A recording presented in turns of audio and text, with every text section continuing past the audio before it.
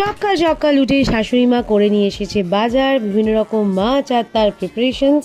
এখানে হচ্ছে ভেটকি ফ্রাইয়ের প্রিপারেশন হয়ে গেছে, সর্ষে পাবদার রেডি, চিকেন কষা করে বেরিয়ে পড়েছি হচ্ছে আমাদের খুব কাছের একজনের গৃহপ্রবেশে। এই হচ্ছে আমাদের হইচই গ্রুপের ফেমাস রাজাদা, পৌঁছে গেছি রাজাদার বাড়ির কাছেই। এই হচ্ছে গৃহপ্রবেশের পুজো।